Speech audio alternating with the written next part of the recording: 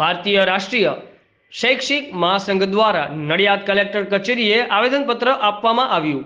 શ્રીમદ ભગવદ્ ગીતાને ધોરણ 6 થી ધોરણ 12ના સમાવેશના વિરોધને વખોડવા બાબતે અખિલ ભારતીય રાષ્ટ્રીય શૈક્ષિક મહાસંઘ દ્વારા જિલ્લા કલેક્ટર કચેરીએ આવેદનપત્ર પાઠવવામાં આવ્યું હતું।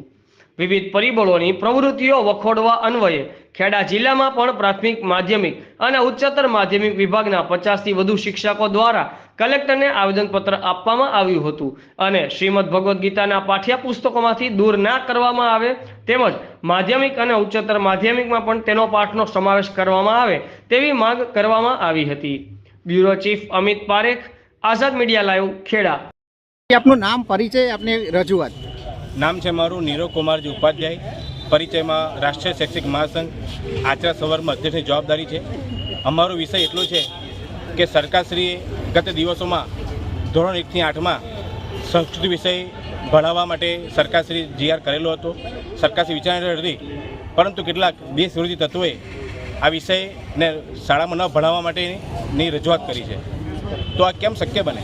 કારણ કે ભગવદ્ ગીતા એ કોઈ ગ્રંથ નથી, કોઈ ધર્મ નથી। ભગવદ્ ગીતા એ વિચારોનું પુસ્તક છે અને આ પુસ્તકમાં જિંદગી જીવવાના ઘણા બધા મૂલ્યો છે અને સંસ્કૃતિ છે। તો આ સંસ્કૃતિ કેમ ભૂલાય? આજે ભારત દેશમાં બાળકને સંસ્કૃતિની જરૂર છે। આજે તમે બાળકને ગમે તો આપશો પણ સંસ્કાર નહીં આપો તો સંસ્કાર વગર બાળક નકામું છે। તો ભગવદ્ ગીતા ગ્રંથ એવો છે કે જેમાં સંસ્કારનું બાળકો સિંચન થાય છે।